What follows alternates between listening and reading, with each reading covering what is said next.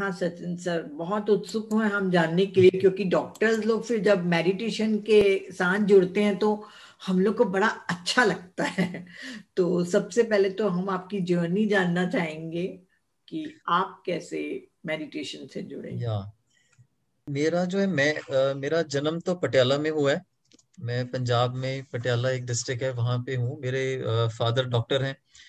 And तो शुरू से ही हमारा माहौल भी धार्मिक माहौल रहा है घर में। और पूजा पाठ, देवी की पूजा, हमारी जो मम्मी है जो हमारे, वो भी बहुत पाठ पूजा करती रहती हैं।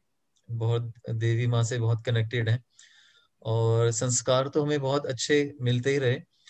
और बट जो मेरी रियल जो टर्न हुआ वो जब मैं योगदा सत्संग सोसाइटी से जुड़ा, जो कि श्री श्री परमहंस योगानंद जी की ऑर्गेनाइजेशन है, योगदा सत्संग सोसाइटी। उसकी आपने एक बहुत फेमस बुक है, ऑटोबायोग्राफी ऑफ ए योगी। हाँ, सभी लोगों ने पढ़ा है। इस किताब को तो बहुत लोग जानते होंगे, राइट? है ना, सबने पढ़ रखी होगी। अगर नहीं पढ़ी है तो सबको अपने जीवन में ये जरूर पढ़नी चाहिए। ये जो बुक है, ये हम सबको एक स्पिरिचुअलिटी से इंट्रोड्यूस करती है। हमें पता लगता है कि ये रास्ता क्या है, और गुरु डिसाइपल रिलेशनशिप क्या है, गुरु क्या है, ईश्वर क्या है। और क्रिया योग के बारे में बहुत है। और बहुत जो हमारे गुरु हैं श्री श्री परमहंस योगानंदा, उनके अपने जो अनुभव हैं, जिन मास्टर्स के साथ वो मिले, गुरुज के साथ वो मिले, उनके साथ समय जो उन्होंने बताया, वो सारी टीचिंग्स भी हैं इसमें। और एक और जो इनकी एक और जो सबसे इम्पोर्टेंट बुक है, ये एक गीता है गुरु जी के द्वारा। इसका नाम गॉड टॉक्स विद अर्जुना है, 2 वॉल्यूम में है। सो ये हिंदी इंग्लिश दोनों में उपलब्ध है। ये भी एक बहुत एक महान एक जो कमेंट्री है जो गुरुजी ने की है, बहुत डीपर मीनिंग इसमें बहुत विस्तार से दिया गया है। तो जितने भी हम गीता अलग अलग सोर्सेस से देखते हैं, तो उसमें ये काफी महत्वपूर्ण है ये। तो एमबीबीएस के दौरान ही मैं इस योगदा सत्संग सोसाइटी से जुड़ा गुरुजी की टीचिंग्स के साथ। और फिर एमडी मेडिसन, फिर मैंने अपनी कैंसर की जो आगे की जो सुपर स्पेशलाइजेशन है, वो दिल्ली में मैंने राजीव गांधी कैंसर इंस्टीट्यूट से की थी। और फिर मैं गुड़गांव में आर्टेमिस और मेदांता हॉस्पिटल में रहा। और अब मैं मैक्स हॉस्पिटल मोहाली में पिछले 9 साल से इधर काम कर रहा हूँ। और ये थोड़ा हमारे घर के नजदीक भी है पटियाला से, तो इस वजह से मैं इस साइड वापस आ गया दिल्ली से। और कई सालों से जो है मैं कोशिश कर रहा हूँ कि जो हमारी एलोपैथिक जो साइंसेज हैं, जो हम प्रैक्टिस कर रहे हैं बीइंग एन एलोपैथिक डॉक्टर, क्योंकि मेरा तो मैं कैंसर विशेषज्ञ हूँ, तो कीमोथेरेपी से हम ट्रीटमेंट करते हैं। और आजकल और भी कई दवाइयां आ गई हैं, टारगेटेड थेरेपीज, इम्यूनोथेरेपी, और बहुत तरह की नई नई तरह की दवाइयां हम इस्तेमाल कर रहे हैं, जिनके साइड इफेक्ट्स अब पहले से कहीं कम हो गए हैं। हाँ, पर फिर भी कीमोथेरेपी का इस्तेमाल काफी होता है, जिसके साइड इफेक्ट्स रहते हैं। और सर्जरी, रेडिएशन, ये सब जो तरीके हैं थोड़े मुश्किल है, साइड इफेक्ट्स हैं, डेंजरस हैं। तो साथ साथ हमारी कोशिश होती है कि जो हमारे पेशेंट्स हैं वो अपनी खुद की लाइफ में बहुत जो दुख को फेस कर रहे हैं, और उनके फैमिली जो चैलेंजेस हैं, कि उनको हम किस तरह से कम कर सकते हैं। तो ये ऑल्टरनेटिव जो तरीके हैं सारे, तो मेरा हमेशा से इनमें ध्यान रहा है कि कुछ ना कुछ यहाँ से भी सीखें और इसको इंटीग्रेट किया जाए। इसलिए मेरा एक फोकस है इंटीग्रेटिव मेडिसिन और holistic healing, energy healing, pranic healing. तो मैंने खुद भी ये कई चीजें सीखी अपनी पिछले कई सालों से। और हम कुछ वर्कशॉप्स भी करते रहते हैं, और एक क्वांटम क्लिनिक नाम से मैं एक क्लिनिक भी रन कर रहा हूँ। और इस क्लिनिक में हम जो ये और जो चीजें हैं एलोपैथी के अलावा, उसको हम कंबाइन कर रहे हैं पेशेंट्स के लिए। सो कुछ और लोग मेरे साथ जुड़े हैं। जो मेरी वाइफ है doctor Shweta, she is a gynaecologist, और वो भी इसमें बहुत इंटरेस्ट लेती हैं। डॉक्टर श्वेता ने उनका भी शायद पीएमसी हरियाणा वाले, और 1-2 बार उनके लेक्चर्स हुए हैं। गर्भ संस्कार की भी वो टीचिंग्स देती हैं, जो प्रेग्नेंट लेडीज हैं उनको कैसे मतलब जब बेबी वूम में है तभी से उसकी टीचिंग्स जो की जाए, उसके बारे में भी वो जानकारी देती हैं और क्लासेस भी लेती हैं। और कुछ और हीलर्स हमारे साथ जुड़े हैं। मिस निमृत गिल हैं, ओशन नाम से एक हीलर है हमारे साथ। तो ये लोगों के सेशंस भी लेते हैं, और इन सेशंस में हम सो जो डीपर हीलिंग है, एनर्जी हीलिंग है, सबकॉन्शियस माइंड के साथ बात करना, ये सब चीजें भी हम 1:1 सेशंस भी करते हैं। और तो मतलब ये सब चीजें हम प्रैक्टिकली, साउंड हीलिंग है, बायोफील्ड व्यूइंग है, फोटो लेके उसके अंदर हम देखें कहाँ ब्लॉकेजेस हैं, उसके बारे में जानकारी देके उनको हेल्प करें उसको करने के लिए। साउंड का भी इस्तेमाल जो है विद गॉन्ग्स एंड अदर थिंग्स वो भी कर रहे हैं, निमृत करती हैं वो। तो ये सब चीजें हम कर रहे हैं। ओजोन थेरेपी को हमने इंट्रोड्यूस की है अपने क्लिनिक में। ओजोन थेरेपी एक मशीन है जिसमें ऑक्सीजन को ओजोन में चेंज किया जाता है और अलग अलग रास्तों से वो शरीर के अंदर हम वो कर सकते हैं। तो ये बहुत पावरफुल एंटीऑक्सीडेंट है और हीलिंग में और वेलबींग में हेल्प करता है। तो ऐसे और हिप्नोथेरेपी से काम कर सकते हैं। सो इन पर्सनल सेशंस में जब सबकॉन्शियस माइंड में लेके जाना, जैसे कि हमने इस मेडिटेशन में भी करके देखा, तो that is again a method of hypnotherapy. उसको हम इसको योग निद्रा भी हम कह सकते हैं या कुछ भी इसको नाम दें, बट हम सबकॉन्शियस माइंड में लेके जाके रिलैक्स करके कुछ ना कुछ अंतर मन से भी हीलिंग की कोशिश कर रहे हैं और अपनी प्रॉब्लम्स को बाहर निकाल रहे हैं। जैसे हमने 3 पिलर्स वाली मेडिटेशन की, अपनी प्रॉब्लम्स को हमने अपने शरीर से भेजने की कोशिश की और बहुत प्रेम से, बहुत हील करके भेजा उनको भी, गुस्से से नहीं भेजा। राइट। सो ये सब चीजें हम जो है प्रैक्टिकली कोशिश कर रहे हैं सब करें। बट प्रॉब्लम ये है कि ना तो डॉक्टर्स जो है, मॉडर्न डॉक्टर्स इसके बारे में जानते हैं सब, या थोड़ा बहुत जानते हैं, प्रैक्टिस नहीं करते हैं। और दूसरी तरफ हमारे जो पेशेंट्स हैं वो भी ये सब नहीं करना चाह रहे हैं, क्योंकि सबको जो है ना मेडिसिन लेना ज्यादा आसान लगता है और ध्यान करना, एक्सरसाइज करना, उसमें जो लाइफस्टाइल चेंज करना एक मुश्किल मेथड है। दवाई खाना इज ए इजियर मेथड। सो ये एज ए सोसाइटी, ये एक सामाजिक एक जब तक बदलाव नहीं आता तब तक ये एनर्जी हीलिंग और ये जो मेथड्स हैं ये उतना इजिली और इस्तेमाल भी नहीं होंगे और उतना इजिली फायदा भी नहीं होगा, बिकॉज मेजॉरिटी जो है लोगों का इस पे विश्वास भी नहीं है। बहुत कम लोग हैं जो इन पद्धतियों का इस्तेमाल करना चाह रहे हैं या इनको या एक्चुअल प्रैक्टिकली में करते हैं। राइट। सो अभी तो हम इंटीग्रेट कर रहे हैं और इसका जो है अलग अलग, जैसे आज की मीटिंग में हम इसको ये बातें कर रहे हैं तो आप लोगों तक ये पहुंच रहा है कि ऐसा भी पॉसिबल है। तो इसी तरह से हमारी कोशिश है कि अब तो पिछले लॉकडाउन के समय तो बहुत वेबिनार्स के थ्रू ही हम करते रहे हैं। उससे पहले हमने कॉन्फ्रेंसेस भी की हैं, वर्कशॉप्स भी की हैं। लास्ट ईयर हमने एक इंटरनेशनल कॉन्फ्रेंस की थी on integrative medicine holistic healing यहाँ मोहाली में। और तो बहुत लोगों ने, कई 100 लोग थे जिन्होंने पार्टिसिपेट किया कई तरह के, और इसके वीडियोस भी हमारे चैनल पे हैं। एक क्वांटम हीलिंग क्लिनिक नाम से हमारा यूट्यूब चैनल है, उसमें काफी सारे वीडियोस हैं इसके हमारे, जो जिन लोगों ने लेक्चर्स दिए थे, प्लस हमारे क्लिनिक के और जो इवेंट्स होती रहती हैं उनके वीडियोस भी इसमें हैं। तो आप लोग वो भी सर सुन आपने सकते हैं। इसको शेयर कर देना, मैं ग्रुप में शेयर कर या दूंगी। Definitely definitely. तो ये तो जर्नी है, जर्नी तो चल रही है। और दूसरा हम ऑर्गेनिक फार्मिंग कर रहे हैं, उसके बारे में अपने मैं टॉक में आपको थोड़ा और शेयर करूंगा, न्यूट्रिशन के बारे में जब हम बात करेंगे। तो एक हम प्रेजेंटेशन फॉर्म में करें आगे। हाँ हाँ कुछ और अभी कोई सवाल अभी तक? सर, लास्ट में ले लेंगे अपन। या ओके।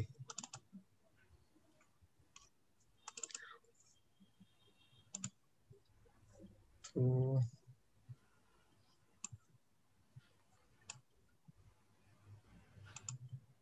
ये मैंने स्लाइड्स शो लगा दिया अभी। राइट, आप देख पा रहे हैं मेरी प्रेजेंटेशन? बिल्कुल सर। या सो अगेन नमस्ते। नमस्ते का मीनिंग है ये, वैसे हम सब जानते होंगे यहाँ पे इस फॉरम में आप सब लोग ध्यान में और सब कर रहे हैं। वैसे ही एक बार रिवाइज कर लेते हैं क्योंकि बहुत बहुत सुंदर इसका मीनिंग है। तो ये बोलने में बहुत अच्छा लगता है कि I honour the place in you in which the entire universe dwells, which is of love, of truth, of light, and of peace. And when you are in that place in you, and I am in that place in me, we are one. तो एक simple नमस्ते इतनी गहराई से हमें जोड़ती है आपस में सोल्स को। तो मीनिंग जानते हैं तो और अच्छा लगता है नमस्ते करने में। और हमारे गुरुजी कहते हैं कि there is a power that will light your way to health, happiness, peace and success if you will but turn inwards towards this. क्योंकि हम जो है ज्यादातर बाहर ढूंढते रहते हैं हर चीज, सारी शांति, खुशी, स्वास्थ्य, सक्सेस, सबको हम बाहर ढूंढ रहे हैं, जबकि हमारे अंदर अंदर है ये सब कुछ मौजूद। तो हमें, अगर हम अंदर मुड़ेंगे, अंदर देखेंगे, तो ये चीजें हमें बहुत आसानी से और जल्दी हासिल होंगी। तो हम कहते हैं, ऐसे ही जब हम स्वास्थ्य की बात करते हैं तो हम कहते हैं हमारी अपेक्षा ये है कि डॉक्टर्स हमें ठीक कर दें, हॉस्पिटल हमें ठीक कर दे, पर हम जो अपनी अंदर की जो शक्ति है उसको भूल भी जाते हैं और उसका इस्तेमाल भी नहीं करते हैं। तो स्वास्थ्य के लिए ये बहुत जरूरी है कि हम अपने अंतर मन की जो ताकत है उसको पहचानें। तो तभी हम ये एनर्जी हीलिंग और बिलीफ सिस्टम से जो हीलिंग है तभी कर पाएंगे। तो अंतर मन से अंदर ढूंढना है हमें। और एक ये क्वेश्चन मैं हमेशा पूछता हूँ अपनी ऑडियंस से कि क्या हम ट्रीटमेंट कर रहे हैं, डॉक्टर्स के लिए क्या ट्रीटमेंट कर रहे हैं, हील कर रहे हैं, और पेशेंट्स के लिए जरूरी है कि आप अपने आप को ट्रीट करवा रहे हो या हील कर रहे हो। सो ट्रीटमेंट एक फिजिकल मेथड हो गया, एक दवाई खाना या सर्जरी करवाना। Healing, healing is of total body, mind and soul. So जो फिजिकल ट्रीटमेंट है शायद वो सिर्फ फिजिकल बॉडी पे कुछ असर कर रहा हो, पर उसका जो रूट कॉज है, जो जिस वजह से वो है, शायद उस पे जाके वो असर नहीं करती है फिजिकल ट्रीटमेंट। चाहे वो टैबलेट है, चाहे वो इंजेक्शन है, चाहे वो सर्जरी है, वो भी जरूरी है, बट अंतर मन तक। और अगर बॉडी, माइंड एंड सोल की बात करें तो हमें इन सबको लेके चलना है। सिर्फ फिजिकल ट्रीटमेंट नहीं करना है, हमने अपने अंतर मन, अपना डीप थॉट्स को लेके, बिलीफ सिस्टम को लेके वहां तक हमने सबकॉन्शियस माइंड में काम करना है। तभी हम शरीर, मन, आत्मा, तीनों को हम एक स्वस्थ और अलाइनमेंट में रख पाएंगे। फिजिकल बॉडी को तो हम जानते हैं, ये तो हम टच कर सकते हैं, फील कर सकते हैं। फिजिकल बॉडी जो हार्ड मास है उसको हम प्रत्यक्ष प्रत्यक्ष है हमारे, उसको देख रहे हैं, टच कर रहे हैं। तो फिजिकल बॉडी भी जरूरी है। ये जो पिक्चर है मैंने इसलिए लगाई है कि त्रेता युग में भी जब लक्ष्मण जी मूर्छित थे, और तो उस समय भगवान राम भी वहां थे, बट एक हनुमान जी को एक संजीवनी बूटी लानी पड़ी उनको वापस ठीक करने के लिए। तो संजीवनी बूटी मैं समझता हूँ एक फिजिकल मेथड था, और संजीवनी बूटी अगर उस समय भगवान राम को भी इस्तेमाल करनी पड़ी, तो हम लोग ये नहीं कह सकते कि हम अभी उतने सक्षम हैं कि सिर्फ एनर्जी से या सिर्फ रेकी से या सिर्फ प्राणिक से हम अपने आप को स्वस्थ कर लें। शायद कुछ लोग अपने कुछ चीजें ठीक कर पाए, पर दवा भी जरूरी है। सो कई बार जब हम स्पिरिचुअल फॉरम्स में और कई इंटीग्रेटिव फॉरम्स में या ऑल्टरनेटिव मेथड्स की जब बात करते हैं, तो मॉडर्न मेडिसिन, एलोपैथी और दवाई को हम बहुत नकार देते हैं कि ये गलत है। या तो मेरे विचार में ऐसा नहीं है। जितना मैं दोनों जगह पे जुड़ा हुआ हूँ, मॉडर्न मेडिसिन में भी जुड़ा हूँ और ऑल्टरनेटिव से भी जुड़ा हुआ हूँ, तो मेरे विचार में एक फिजिकल मेथड्स की अपनी एक बहुत बड़ी इंपॉर्टेंस है। और इसको जहां जहां फिजिकल मेथड्स चाहिए वो बहुत जरूरी है इस्तेमाल करना। अगर आपके शरीर में बहुत दर्द है तो आप मेडिटेशन कैसे कर पाएंगे? उस दर्द को एक बार फिजिकल बॉडी को भी ठीक करना जरूरी है। और अगर एक हड्डी टूट गई है तो जब तक प्लास्टर नहीं लगाते तो वो नहीं प्रॉपरली जुड़ेगी, राइट? या हम से कहें कि सिर्फ हम प्रार्थना से उसको जोड़ लेंगे तो वो शायद एक इस वक्त सही नहीं होगा। हमारे युग में अभी द्वापर असेंडिंग फेज चल रहा है अभी, या तो हो सकता है सत्य युग में जाके हम अपनी थॉट प्रोसेस से ही हड्डी जोड़ लें, बट इस समय शायद नहीं। इस समय हमें हड्डी को प्लास्टर से या कोई प्लेट लगा के या पेच लगा के जोड़ना चाहिए। और किसी को अपेंडिसाइटिस बर्स्ट हो गया है तो ये कहना कि ऑपरेशन नहीं करेंगे ऐसे ही ठीक हो जाएगा, वो ठीक नहीं होगा, उससे जान जा सकती है।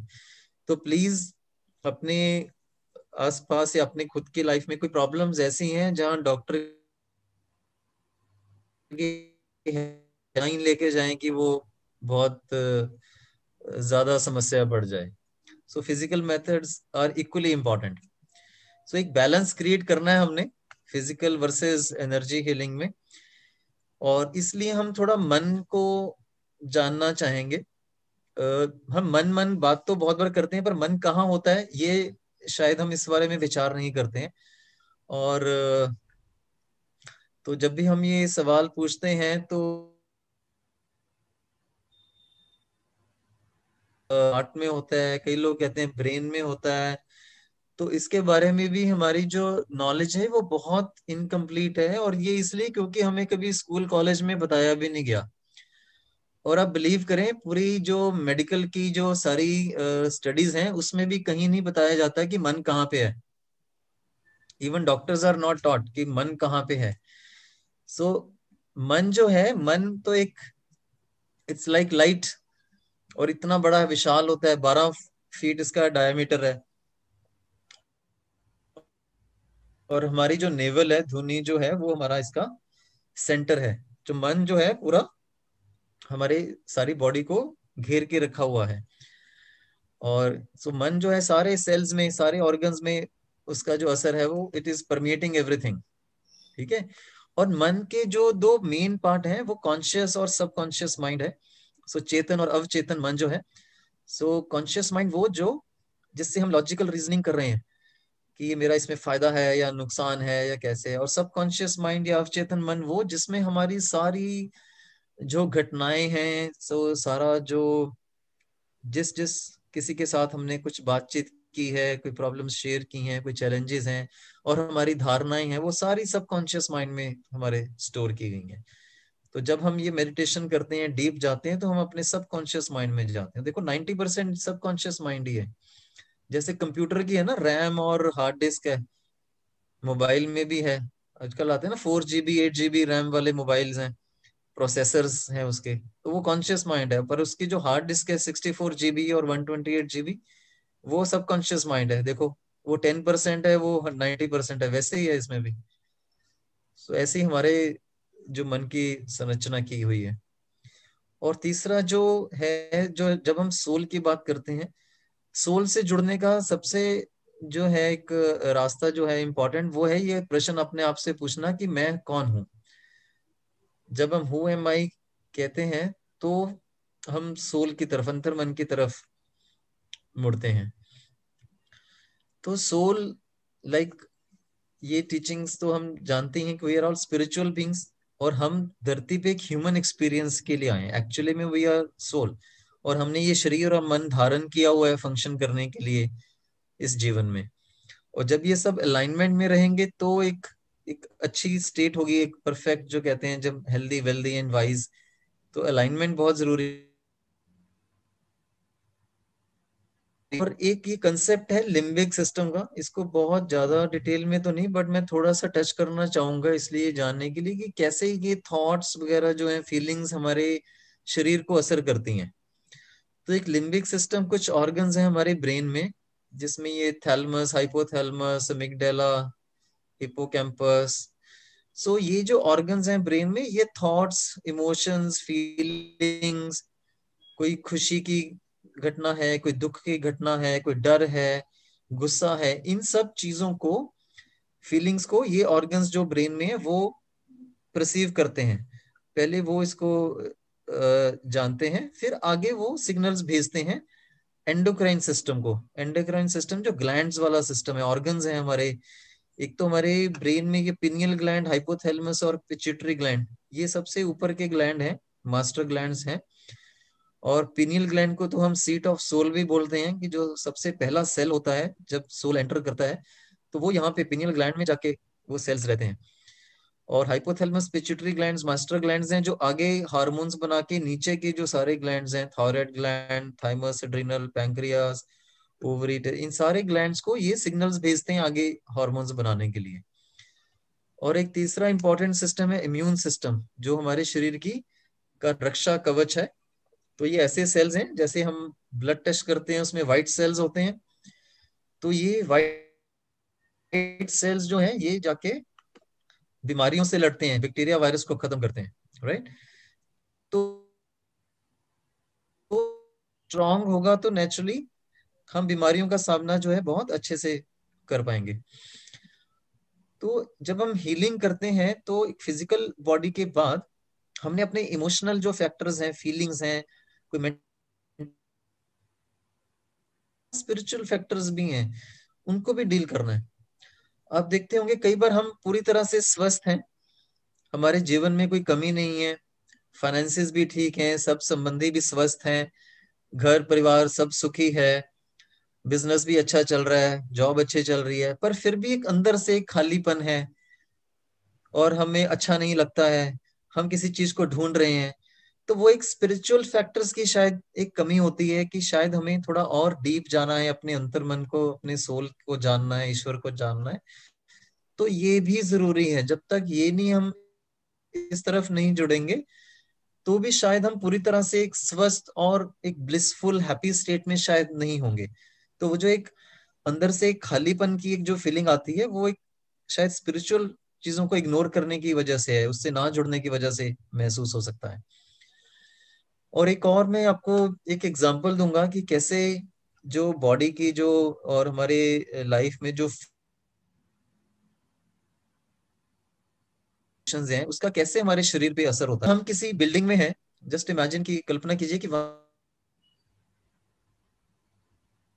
राइट, तो जब आग लगेगी तो हमें क्या करना है, हमें वहां से बचकर निकलना होगा, राइट।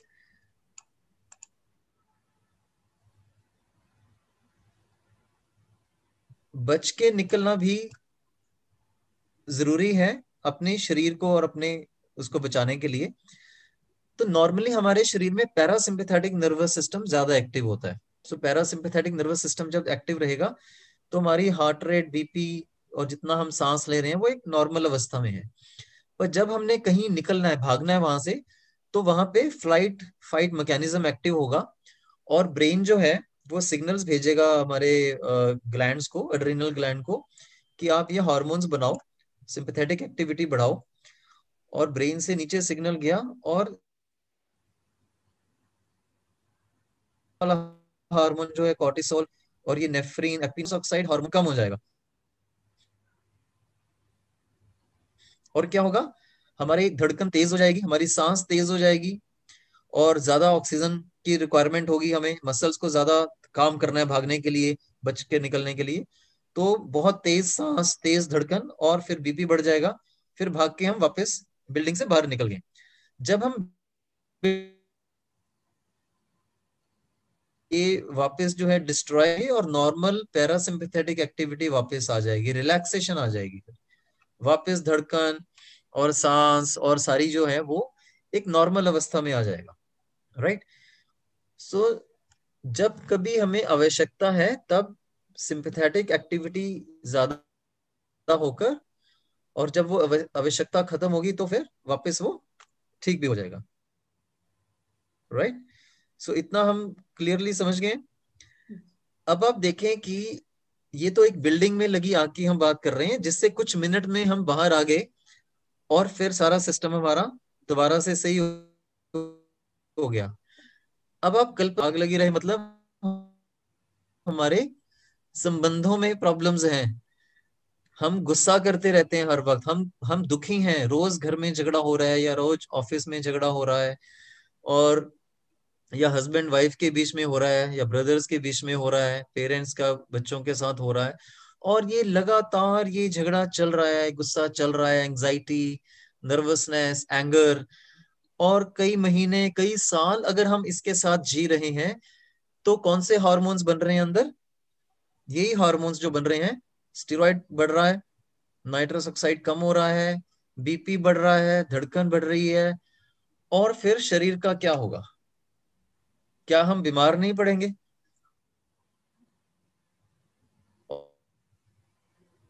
और ये स्टेरॉइड हार्मोन अंदर ही अंदर ज्यादा क्वांटिटी में बनते रहेंगे, अल्टीमेटली हमारी इम्यूनिटी डाउन हो जाएगी और बीमारियां बढ़ेंगी। सो जो जीवन में जो स्ट्रेस है, जो गुस्सा है, जो एंजाइटी है, अगर वो लगातार कंटिन्यूस चलती जा रही है, कई महीने, कई साल चलती जा रही है, तो अल्टीमेटली वो भी अंदर ही अंदर हमारी इम्यूनिटी को डाउन करके बीमारियां आ रही है। समझ के इसको ठीक करना बहुत जरूरी है कि हमें ऐसी वैसे का एक मतलब है कि प्लीज मेरे को सर, हर्ट मत करो, मुझे नुकसान मत पहुंचाओ, इसलिए हम गुस्सा करते हैं, राइट। Excuse me sir. तो जब उसका फंक्शन पूरा हो गया तो हमें रुकना चाहिए। या तो भी मैंने कुछ चेंज किया है, लेट्स सी, मुझे दोबारा बताइएगा अगर कुछ प्रॉब्लम आती है तो। अभी सही आ रही है आवाज? हाँ अभी ठीक ओके। तो अभी ये तो अभी तो समझ आ गया ना, आई थिंक। है। हाँ हाँ। इवन या कि अगर हम निरंतर गुस्सा करेंगे लाइफ में, अपनी नॉर्मल जीवन में अगर संबंधियों के साथ हमारा कुछ ना कुछ चले जा रहा है, तो उससे भी हमारा जो है अंदर ये हॉर्मोन्स बन के अल्टीमेटली बीमारियां बन सकती हैं, राइट। सो ये एक फ्लो चार्ट इसीलिए यही दर्शा रहा है कि कैसे stress, hopelessness, depression limbic system और हाइपोथैलेमस ग्लैंड, इम्यून सिस्टम को भी डाउन करके और एंडोक्राइन सिस्टम को भी डाउन करके बीमारी बना रहा है। और दूसरी तरफ अगर हम बहुत प्रेम के साथ, थैंक्स बोलकर, बहुत उम्मीद के साथ, पॉजिटिव रह के, शांत रह के, सोच विचार के, माफ करके आगे बढ़ेंगे, तो अच्छे सिग्नल जाएंगे इम्यूनिटी सिस्टम को और एंडोक्राइन जो ग्लैंड्स वाले सिस्टम को, और हमें ठीक महसूस होगा, जल्दी से हम स्वस्थ रह पाएंगे, राइट। सो जो रिलेशनशिप्स हैं, अभी जैसे मैंने एग्जांपल में बताया कि जो हमारे जो संबंध हैं, वो ही एक जो परिवार है वो सबसे बड़ा स्कूल है हमारी लाइफ में। उसी में है हम सबसे ज्यादा जो है सीख रहे हैं, लेसन सारे वहीं पे हैं। तो कहीं हम बिजनेस में, ऑफिस में इतने लेसन्स नहीं है जितने फैमिली में ही हमें सीखने को मिल रहे हैं एक दूसरे से। सारी जो प्रेम है और घृणा है, जो हेट्रेड है और जो ग्रीड है, जेलिसी है, वो ज्यादातर जो है फैमिलीज में ही हम जो है उसको एक्सप्रेस कर रहे हैं, उसको फेस कर रहे हैं, उसको समझ रहे हैं, उसको जो है तो वहीं सीखना है। और वहीं पे सारे हमारे जीवन के जो मेजोरिटी लेसन्स हैं रिलेशनशिप्स में हैं, तो उसको हमें सही से कैसे डील करना है वो सीखना बहुत जरूरी है। कैसे एक्सेप्ट करना है, कैसे अप्रिशिएट करना है, कैसे माफ करना है। बिकॉज हम क्या करते हैं, कई बार अपने संबंधियों को ही माफ नहीं करते। ये प्रण ले लेते हैं, तुझे तो मैं जीवन भर माफ नहीं करूंगा, तुझे तो मैं कई जीवन माफ नहीं करूंगा। किसी ने हमारे साथ इतना बुरा व्यवहार किया है, बर्ताव किया है, कि हम ऐसे भी प्रण ले लेते हैं कि भी माफ करेंगे ही नहीं। तो वो हम कहाँ रख रहे हैं, वो सारा अपने अंदर ही जमा कर रहे हैं और अपने मन को ही मैला कर रहे हैं। वो सारी जो हेटरेड को और ना माफ करके सारा बोझ उठाकर घूमते रहते हैं। सो जो हिप्नोथेरेपी है वो भी इसलिए इंपॉर्टेंट है, जो सबकॉन्शियस माइंड से बात करना है, कि हम जैसे अभी हमने मेडिटेशन में किया, इस जैसा ही है ये, कि सबकॉन्शियस माइंड में जाएं और ये जो इश्यूज हैं, पुरानी जो प्रॉब्लम्स हमने जमा कर रखी हैं, इनको फेस करें, इनको निकालें।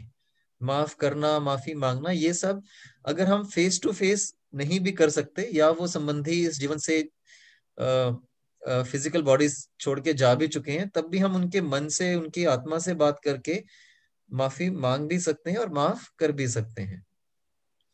और दूसरा, जब हम इंटीग्रेटिव मेडिसिन की बात करते हैं, हमारे जो जो हमारे ऑर्गन्स हैं, लाइक जो हमारे हाथ हैं, ये बड़े पावरफुल टूल्स हैं एनर्जी को रिसीव करने के लिए भी और एनर्जी को ट्रांसमिट करने के लिए भी। So they are like antenna also, and they are like relayers of transmitters of energy also. जैसे कि इन पिक्चर्स में आप देख सकते हैं कैसे हमने हाथों के बीच में जैसे छोटे छोटे एक्सपेरिमेंट्स हैं, आप अभी भी कोशिश कर सकते हैं।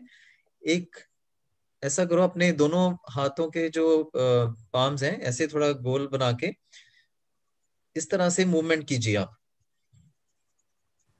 आप सब अभी कर सकते हैं, ऐसे ऐसे मूवमेंट करें, थोड़ा और फास्ट करें। आपको महसूस होगा कि आपके हाथों के बीचों बीच एक एनर्जी की बॉल बन गई है, और ये एनर्जी की बॉल अब आपको भारी लगने लगेगी कि इसके बीच में, क्योंकि उसका प्रेशर है, तो हाथों को बीच में लेके आना सेंटर में मुश्किल हो रहा है, बिकॉज यहाँ पे एक एनर्जी की अब बॉल है। आई होप आप में से कुछ लोग कर पा रहे हैं, ये महसूस हो रही है आपको energy ball? Yes sir. Yes, you can yes feel that. Yes sir.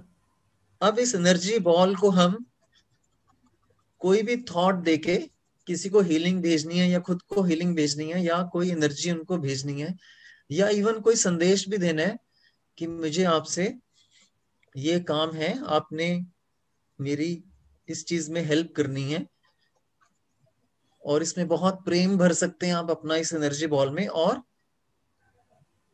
उस व्यक्ति को भेज सकते हैं जिससे भी आपको कुछ कार्य है या कोई आपको माफ करना है या कोई आपके थॉट भेजनी है, तो this way you can relay this energy to that person. और हम हीलिंग रेज भी किसी ऑर्गन में भेज सकते हैं। और जो हमारे हाथ हैं, देयर आर ट्रांसमिटर्स। एक तरफ से हम इमेजिन कर सकते हैं, like in one palm, let's assume कि हम महसूस करें कि ईश्वर की हीलिंग रोशनी जो है वो मेरे लेफ्ट पाम में यहाँ सेंटर में आ रही है, और एक बहुत ब्लू कलर की, पर्पल कलर की एक हीलिंग लाइट मेरे हाथ में आई। Very soothing healing light comes, और मैं राइट पाम से उसको रिले कर रहा हूं अब जिस अंग पे हमने ये लाइट भेजनी है, राइट।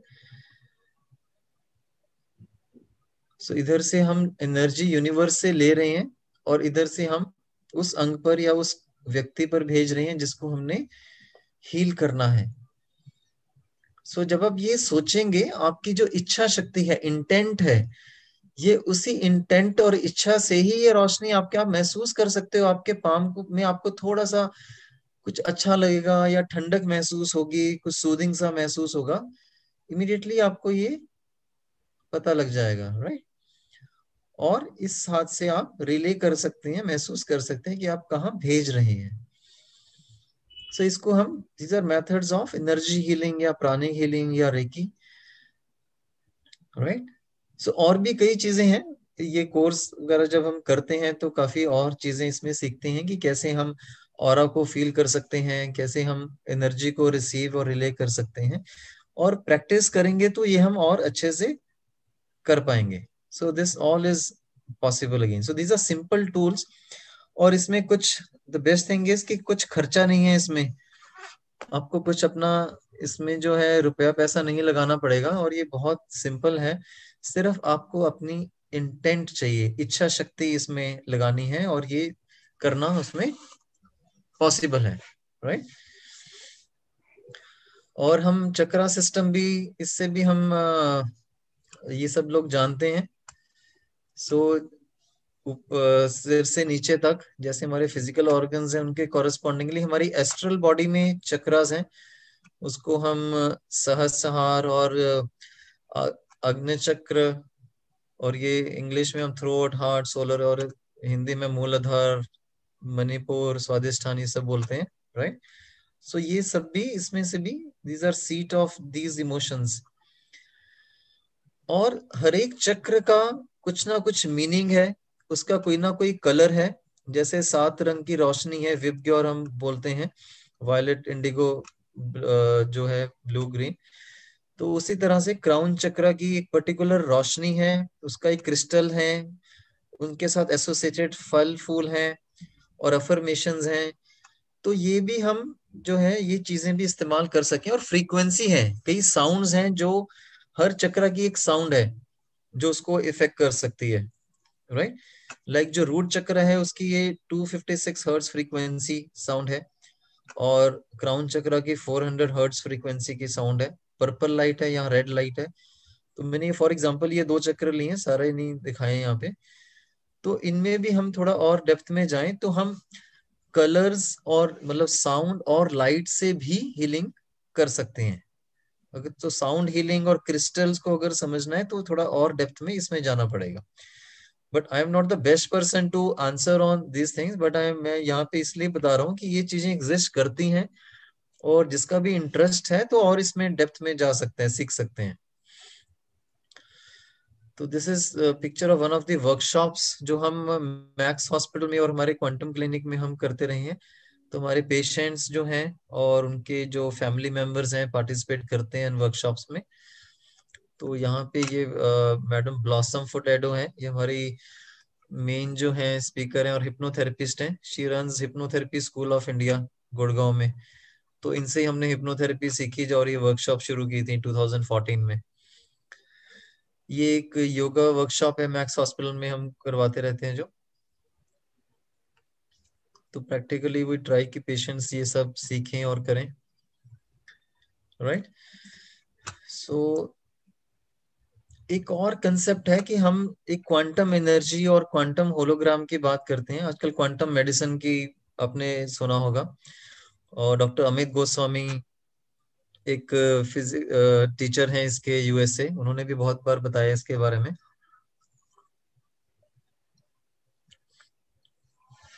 तो हमारा भी जो एक शरीर, मन और आत्मा है, यहाँ इसमें भी ना एक रिकॉर्डिंग डिवाइस है। सारी इंफॉर्मेशन जो है वो स्टोर हो रही है सब एटॉमिक सेलुलर लेवल पर, डीएनए में, और एक पूरी एक ह्यूमैनिटी लेवल पे, एक सोसाइटी और पूरी जो कम्युनिटी लेवल पे भी एक इंफॉर्मेशन और एनर्जी हम कैरी करते हैं। और आकाशिक रिकॉर्ड्स के बारे में भी सुना होगा, जो हमारे जीवन की जो सारी घटनाएं हैं और नॉलेज है, बिलीफ्स हैं, लाइफ पर्पस हैं, सोल लेसन्स हैं, वो सारा हम सबकी फाइल्स बनी हुई हैं स्पिरिट वर्ल्ड में, और सबके रिकॉर्ड्स वहां है आकाशिक फील्ड को एक्सेस करके। और ये भी जब हम सबकॉन्शियस माइंड में जाते हैं तो इसको हम एक्सेस कर सकते हैं। वो भी हमारा अवचेतन मन ही इसके बारे में हमें बताएगा जब हम बहुत डीप मेडिटेशन में जाएंगे। तो सारी जो इंफॉर्मेशन है हमारे डीएनए में ट्रांसफर हो जाती है जब हम जन्म लेते हैं, इवन प्रीवियस लाइफ्स का जो है। और ये होता कैसा है, ये साउंड और इलेक्ट्रोमैग्नेटिक वेव्स के माध्यम से जाता है उसमें। इसलिए अगर कुछ भी नेगेटिव होता है, थॉट्स इमोशंस नेगेटिव आती हैं, तो एक नेगेटिव एनर्जी जो है हमारी क्वांटम फील्ड को भी असर करती है, हमारे डीएनए को भी असर करती है, और बीमारियां और तकलीफें पैदा करती है। एक चीज हमें समझनी है कि हम अपनी लाइफ में जो भी हम बना रहे हैं, जो कुछ चैलेंजेस ले रहे हैं, उसके हम खुद उसके जिम्मेवार हैं। ये हमने खुद इसको क्रिएट किया गया है, कोई और इसको हमारे जीवन पर थोप नहीं रहा है, ये हमने खुद बनाया हुआ है ये।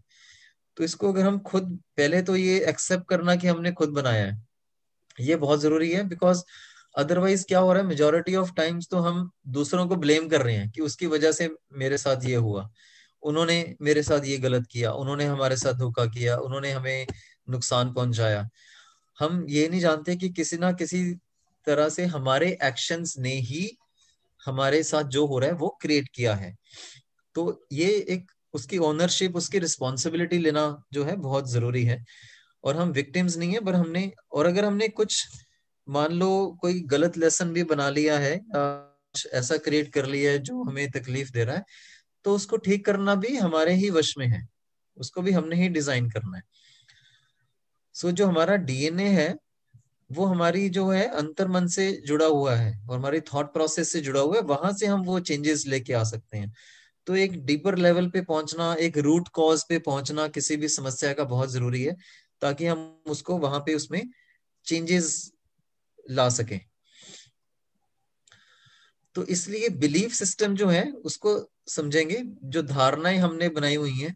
जो धारणाएं हैं वो बहुत ज्यादा पावरफुल जो है एक माध्यम है। मान लो हम, कोई कहता है कि मेरा तो जी लिवर कमजोर है, ये मेरे को कोई ये खाना सूट नहीं करता, रात को मैं ये खा लूं तो मुझे दही खाने से खांसी हो जाती है, या दूध पीने से मेरे को ये हो जाता है, या किसी चीज से लूज मोशन हो जाती है, या किसी चीज से एलर्जी हो जाती है। तो ये हमने धारणाएं बनाई हुई हैं, और वो धारणाएं जो है आगे हमारे सारे जो है बॉडी सिस्टम पे, डीएनए पे, हर जगह वो असर करती हैं, राइट। और वही मैनिफेस्ट हो जाता है जो हम उसको सिखाते हैं अपने शरीर को। बिलीफ अगर हम चेंज करेंगे, उसी तरह के सिग्नल्स हम डीएनए को भेजेंगे, तो उसी तरह के प्रोटीन्स बना के हम शरीर को स्वस्थ कर सकते हैं।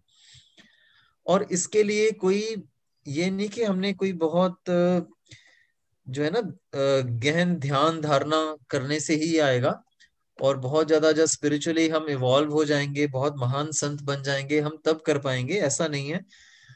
ये हम इमिडिएटली कर सकते हैं, बट एक फेथ चाहिए, एक इंटेंट चाहिए कि हाँ ये ऐसा हो सकता है, ऐसा मैं कर सकता हूं और करूंगा। एक इंटेंट और फ्री विल से भी हम ये चेंजेस जो हैं वो लेके आ सकते हैं अपनी थॉट्स में और डीएनए में। और इस तरह से हम एक we can rewrite our script, जो सारे जो शैली है जो उसकी, वो सब हम चेंज कर सकते हैं। अगर कोई सही डायरेक्शन में नहीं जा रहा तो उसको सही डायरेक्शन में हम कर सकते हैं ऐसा करके। तो उसका एक माध्यम मेडिटेशन भी है। जब हम स्टिल बैठेंगे और अपने ऊपर काम करेंगे, इंट्रोस्पेक्शन करेंगे और बहुत अपने ऊपर क्लोजली जो है जब हम शांति से बैठेंगे तो हमें इंस्पिरेशन आएगी, और इंट्रोस्पेक्शन करेंगे कि क्या हमने किसको क्या बोला, क्या कहा, क्या सुना, और वो सही था, गलत था, उससे किसी को फायदा हुआ या दुख पहुंचाया। और हम जो माफी भी मांग सकते हैं अपनी मेडिटेशन में जब हम शांति पूर्वक बैठते हैं। और उसी उसी समय जब वो मन शांत होता है तो हमें इंस्पायरिंग थॉट्स आती हैं, ऐसे विचार आते हैं जो हमें हमारी समस्याओं को कैसे फेस करना है या उनको कैसे हल करना है, वो इंस्पिरेशंस में ही हमें उसके अपनी प्रॉब्लम्स के समाधान जो है वो अपने आप हमारी थॉट्स में आते हैं।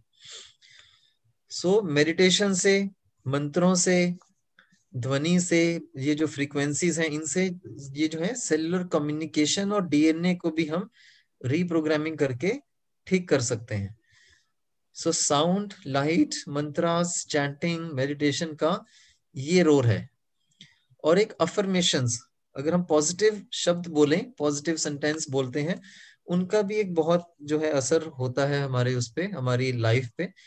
और अगर हम हमेशा ये कहते रहेंगे कि मैं तो बहुत परेशान हूँ और मैं तो कभी मैं हमेशा आई एम अ फेलियर, मुझे कभी सक्सेस ही नहीं मिलती है, मैं किसी काम का नहीं हूँ, मैं बहुत अकेला हूँ, मेरे कोई दोस्त नहीं है, तो जीवन में जो है वैसे ही एक जो चीजें हम बोलते हैं वही हम अट्रैक्ट करते रहते हैं, सो लॉ ऑफ अट्रैक्शन से।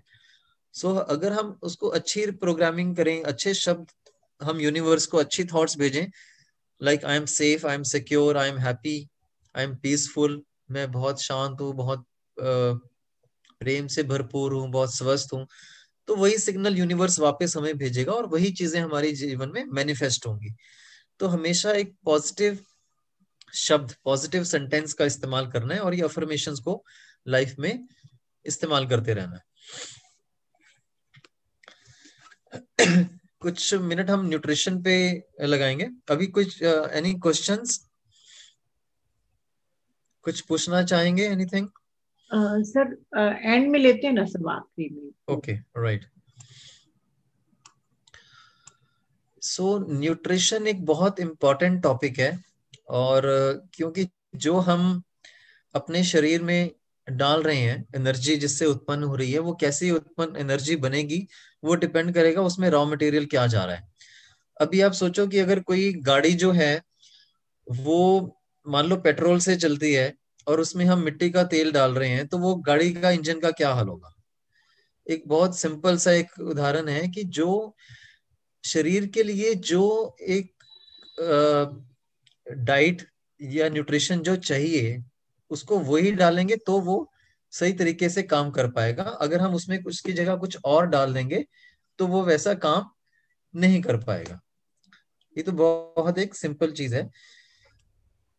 सो इसी विषय में मैं ये बताना चाहूंगा कि हमने जब ये स्टडी करना शुरू किया कि इतना असर हो रहा है, और कैंसर तो वैसे ही इतना कॉमन हो गया है, हर फैमिली में ऐसे केसेस हो रहे हैं, तो एक कारण जो है वो ये भी है कि हमारा जो डाइट है वो प्योर नहीं है, उसमें बहुत केमिकल्स का इस्तेमाल हो रहा है।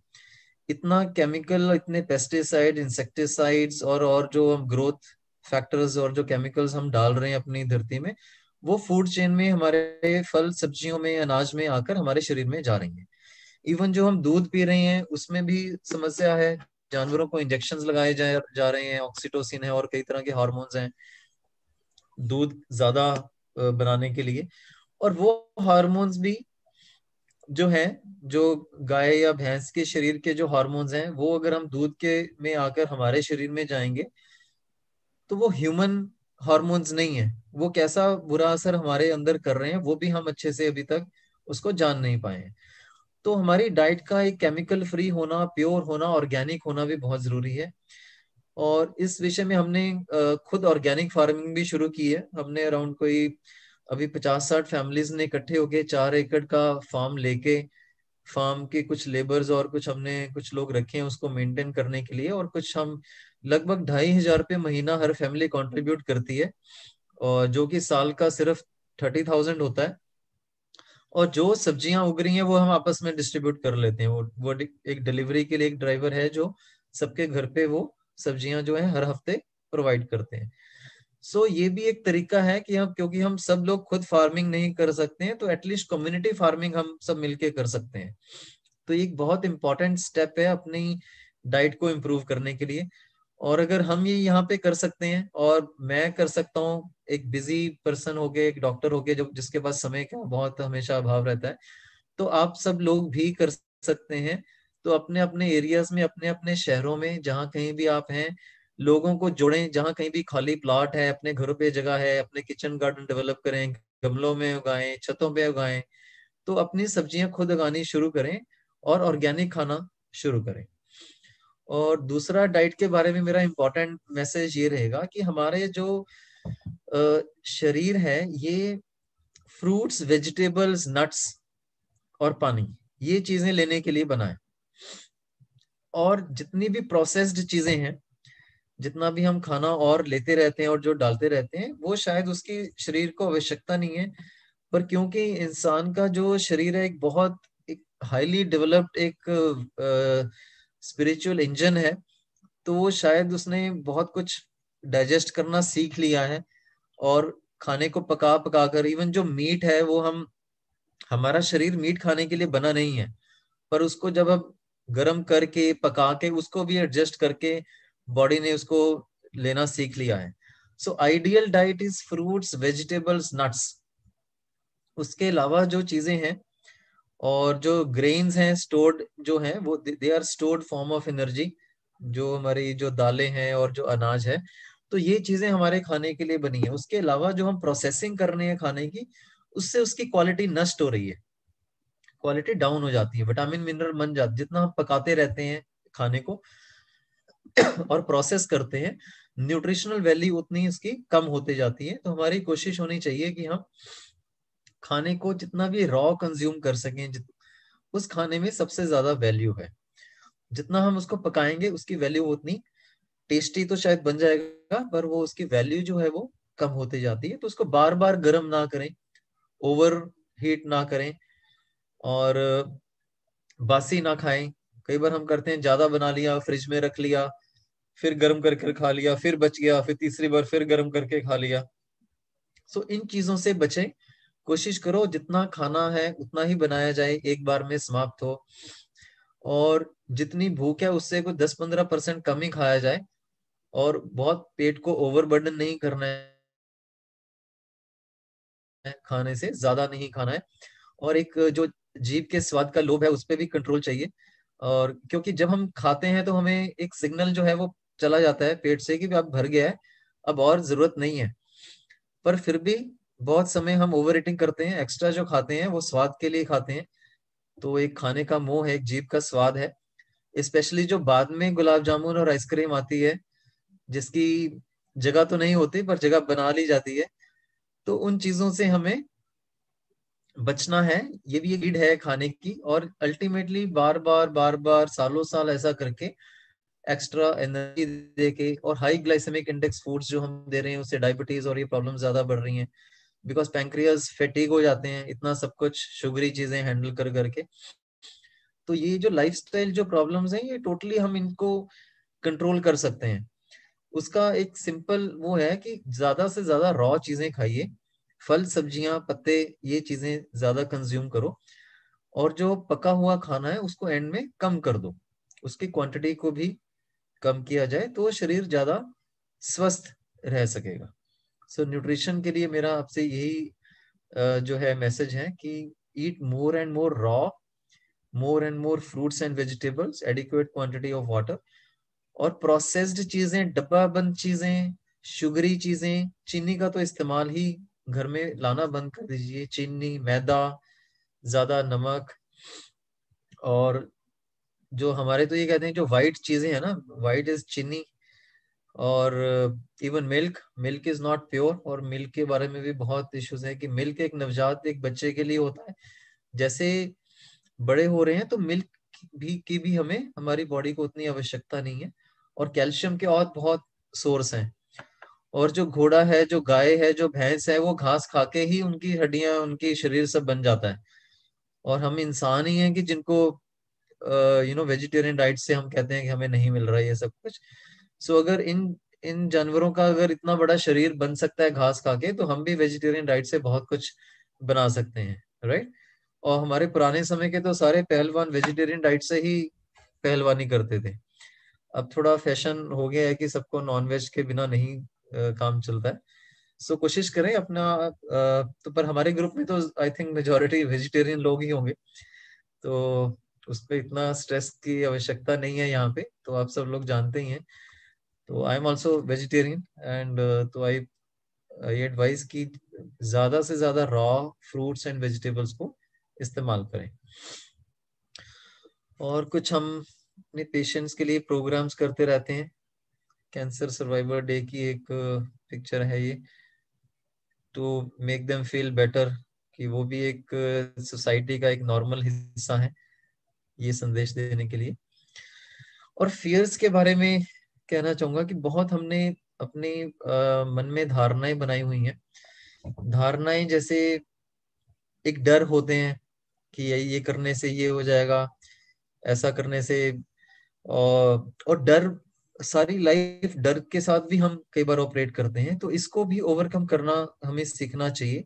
अफर्मेशंस के साथ, एक पॉजिटिव रीइंफोर्समेंट करने के साथ अपने डर निकालने अपने मन से, कि मैं ये नहीं कर सकता या वो नहीं कर सकता, या मेरे सक्सेसफुल रिलेशनशिप्स नहीं है, या मेरा स्वास्थ्य ठीक नहीं हो सकता। तो ये धारणाएं को ही, बिलीव्स को ही चेंज कर देना है। और अनकंडीशनल लव, ये हम सब आप लोग जानते ही हैं कि एक जो करते हैं बिना शर्त प्रेम। हम सबने एक्सपेक्टेशन लगा रखी है कि वो मेरे साथ ऐसा बर्ताव करेगा तो मैं उसके साथ ऐसा बर्ताव करूंगा। और कहीं ना कहीं हर रिलेशनशिप में हमारा एक गिव एंड टेक है, एक अनकंडीशनैलिटी की लेवल तक वो नहीं है। तो जितना भी हम ये अचीव कर सकें अपनी लाइफ में, तो ये सबके लिए हमारे कॉमन लेसन है। तो कुछ लाइफ पर्पस ना सबके कॉमन है। So learning unconditional love, learning forgiveness, learning gratitude, और ये तो कॉमन है ही है हमारी स्पिरिचुअल डेवलपमेंट के लिए भी, और एक अच्छा जीवन व्यतीत करने के लिए भी। और जितनी हम एक्सपेक्ट कर रहे हैं उतना ही हमें दुख फेस करना पड़ता है। सो कोशिश ये होनी चाहिए कि हम अपनी एक्सपेक्टेशन ही लिमिटेड रखें, ताकि हमें खुद दुख का अनुभव ना ही करना पड़े उसमें। और फॉरगिवनेस तो हमने पूरी मेडिटेशन इसमें की है। और आई एम श्योर कि कुछ लोग और अपना एक्सपीरियंस शेयर करेंगे कि कैसे फॉरगिव करके उनको कुछ हल्का महसूस हुआ। और फॉरगिवनेस ना, एक हमें ना ये समझना है कि ये जो चीजें हैं, और अनकंडीशनल लव और फॉरगिवनेस और ये जो बात कर रहे हैं, these are tools, these are spiritual methods and tools. ये अगर हम सीखेंगे ये चीजें अपने जीवन में, इन चीजों को इस्तेमाल करेंगे, तो लाइफ में बहुत हमें, हमारी रूटीन लाइफ में बहुत फायदा हो सकता है, हमारी रिलेशनशिप्स में बहुत हमें फायदा हो सकता है। और एक अच्छा, खुशी वाला और एक बहुत आनंद वाला जीवन जो है व्यतीत करने में ये टूल्स हमें बहुत हेल्प करेंगे।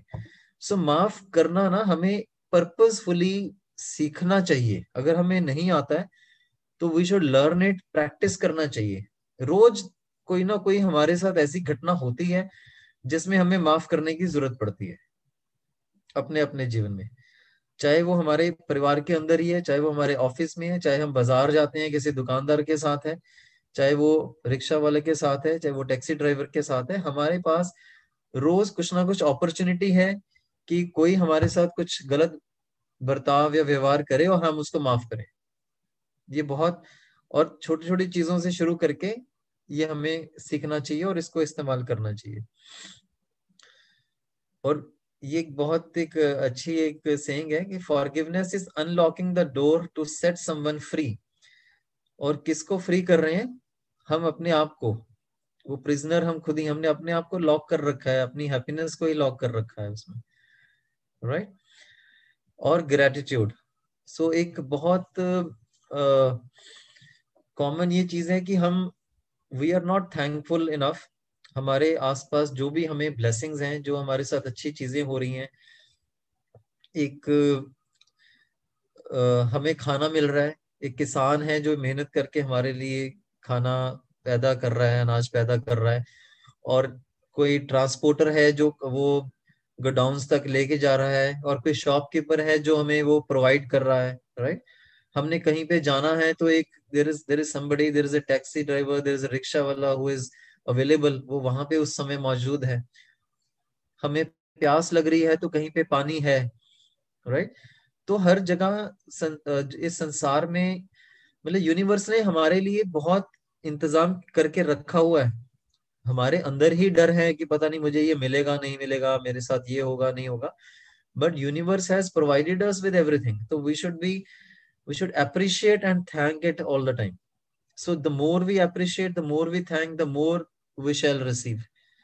सो जितना हम यूनिवर्स को ग्रेटिट्यूड भेजते हैं, ये तो पेरेंट्स भी बच्चों के लिए, आप देखो एज पेरेंट्स बच्चों के लिए हम इतना कुछ करते हैं, सपोज बच्चे भी अगर they are not thankful enough, तो एज पेरेंट्स हमें अच्छा नहीं लगता।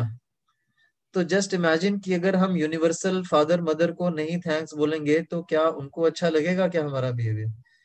सो it is as simple as that कि we should thank universal force, universal light, divine mother, heavenly father, and we should be thankful to all the forces of nature, to sunshine, to rain, to water, to air, to provide us with this life, to experience all this. तो ये हर समय हमें gratitude को जो है अपने जीवन में बहुत बहुत लेवल पे, हाई लेवल पे उसको लेके आना चाहिए।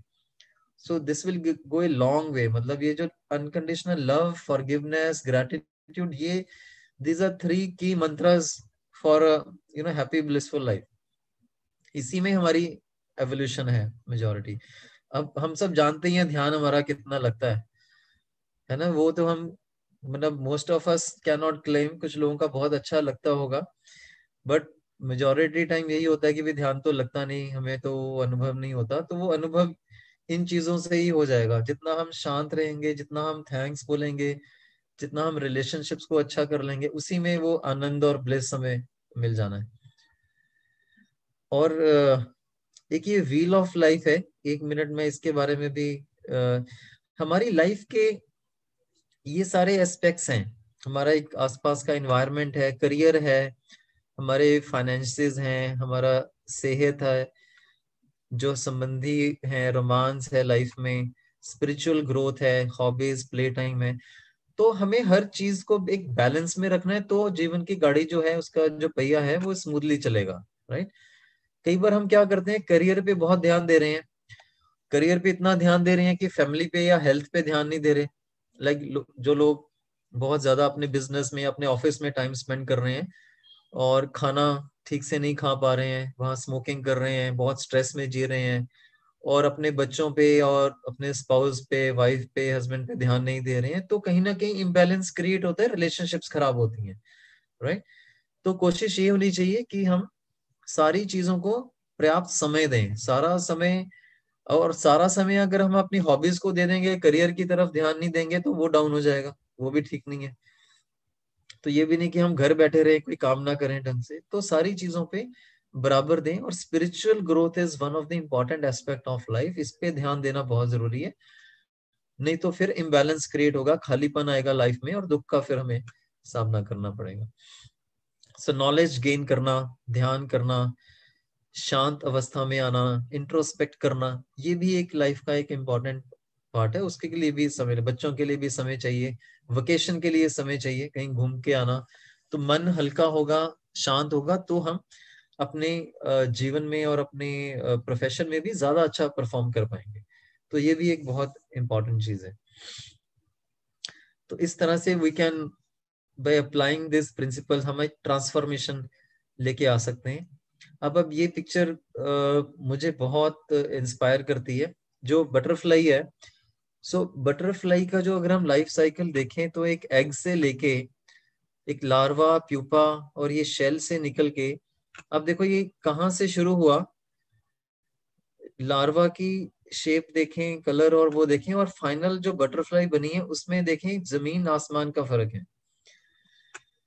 सो जो बटरफ्लाई का लाइफ साइकिल है, ये हमें बहुत इंस्पायर करता है कि अगर इतनी ट्रांसफॉर्मेशन अब ये एक ही ऑर्गेनिज्म है जो यहाँ से यहाँ पहुंच गया लाइफ साइकिल में, तो आप सोचें कि हम अपने जीवन में बदलाव क्यों नहीं पैदा कर सकते हैं। इसमें बहुत बहुत पोटेंशियल है हमारे में। एक लार्वा से एक बटरफ्लाई हम भी बन सकते हैं। और करना क्या है, थोड़ा उसको फेथ के साथ अप्लाई करना है इन प्रिंसिपल्स को। So in the end I would say कि हम सबको पूरी तरह एज डॉक्टर्स स्वस्थ तो नहीं कर सकते हैं, पर सबको बहुत हेल्प भी कर सकते हैं, कंफर्ट दे सकते हैं, और ये ट्रांसफॉर्मेशन लेके आ सकते हैं। तो आई थिंक अभी समय काफी ले लिया है, ये तो हम बात हम करते जा सकते हैं, बट मे बी कुछ समय हम क्वेश्चंस के लिए रखते हैं। और इसको स्क्रीन शेयरिंग को okay. Thank you sir, thank you. मैं भी Yeah. साइंस स्टूडेंट हूँ और काफी मैं ब्रूस लिप्टन, ग्रेग बैडन वगैरह Yeah. भी हूँ, तो एपिजेनेटिक्स वगैरह तो हम पूरे टाइम प्रोवाइड करते रहते हैं। पर हम जब बोलते हैं और एक डॉक्टर बोलता है तो उसमें एक फर्क होता है। तो आपकी बातें जल्दी लोग समझ पाएंगे। तो मैं अपने क्वेश्चन बाद में पूछूंगी। जिनको भी कुछ पूछना हो या कुछ कहना हो तो हैंड रेज कर सकते हैं। बोलना आंटी। हाँ माही बोलिए। Sir, first of all a lot of gratitude कि आज ये सेशन आपने लिया। I am fortunately I am travelling to a temple and I would have made sure कि मैं आज ट्रैवल ना करूं। मैं बिल्कुल मिस नहीं करती क्योंकि ये 2 घंटे कुछ भी हो जाए, बट आज मंदिर जाना था तो मैं कुछ बोल नहीं पाई घर पे। तो but I was on the screen all the time and it was fantastic. I am from a biotechnology background, तो मुझे ये बहुत ही फैसिनेटिंग लगता है कि जो मेडिटेशन का पर्सपेक्टिव है डीएनए लेवल पे वो कैसे अफेक्ट करता है। एंड तो जो आपने बताया वो काफी वैल्यू एडेड इंफॉर्मेशन थी और बहुत ज्यादा ये इंटरेस्टिंग एस्पेक्ट जब डॉक्टर्स मेडिटेशन में आते हैं तो वो कैसे उसका उनका क्या आउटलुक होता है, ये सुनना और ये समझना बहुत ही इंटरेस्टिंग था मेरे लिए। और कभी नेक्स्ट टाइम अगर हम कोई सेशन लेते हैं तो डेफिनेटली और भी हम आपसे सुनना चाहेंगे कि आपका और क्या आउटलुक है। और सर, मैं 2 चीजें मेरे में मन में है जो मैं आपसे पूछना चाहती हूँ। फर्स्टली ये कि आप जैसे कि आपके पास आप ऑन्कोलॉजिस्ट हैं, तो आपने क्या ऐसे कोई है पेशेंट्स जिन्होंने मेडिटेशन के साथ कैंसर को क्योर कर पाए? कुछ ऐसे पेशेंट्स थे आपके अभी तक आपसे मिले हैं?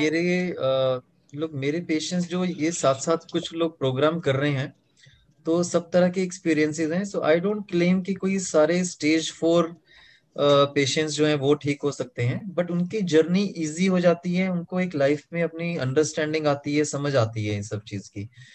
कुछ लोग बिल्कुल क्योर्ड भी हैं। अब ये कहना कि वो ट्रीटमेंट की वजह से क्योर्ड हैं या वो मेडिटेशन की वजह से क्योर्ड हैं, ऐसे हम डिफरेंशिएट नहीं कर सकते हैं किसी को। बट ऐसे बहुत से एग्जाम्पल्स हैं लिटरेचर में, और कई डॉक्टर्स ने बुक्स भी लिखी हैं जिसमें कई पेशेंट्स ने बिना मेडिकल ट्रीटमेंट के भी अपने आप को पूरी तरह से स्वस्थ किया है। If you read Louis Hay's books and there are a lot of other examples also. तो मैं पर्सनल एक्सपीरियंस में ऐसे नहीं है, बट साथ साथ बहुत लोग कर रहे हैं और उनको बहुत अच्छा अनुभव हो रहा है।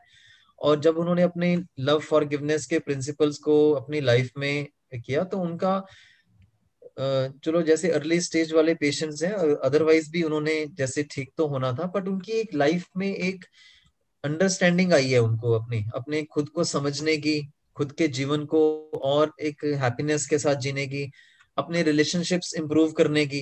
तो ये जो नए एस्पेक्ट पता लगे हैं उनको, ये भी समझ लो जो उनकी बीमारी है या उनका कैंसर है उसने ही सिखाया है।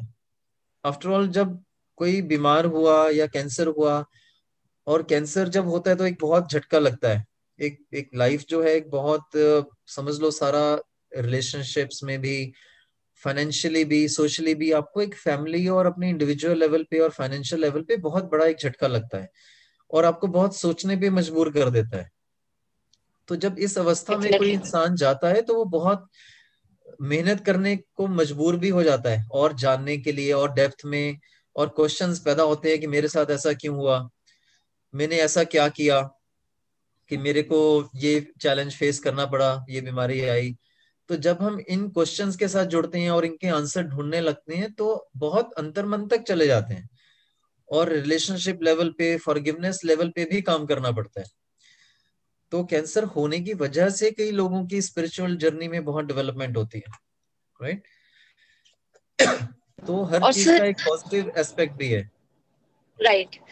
और सर एक बात और मैं पूछना चाहती हूँ, ये जो ऑर्गेनिक फार्मिंग है, जब आपने ये समझाया, और मतलब हम देख रहे हैं मार्केट में ऐसे बहुत से ऑर्गेनिक प्रोडक्ट्स हैं जो कि I mean they are just double the price of what the normal products are if we go to a store and we want to buy from a particular store.